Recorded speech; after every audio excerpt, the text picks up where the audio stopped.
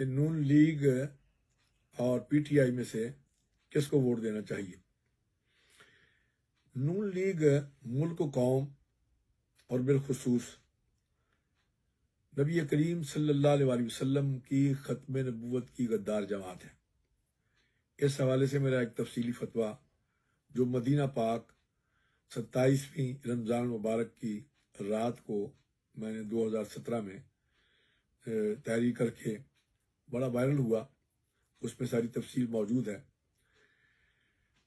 تو نون لیگ کو ووٹ دینا ملک و قوم اور بالخصوص اپنے آقا نبی کریم صلی اللہ علیہ وسلم کی ختم نبوت سے غداری کے مترادف ہے۔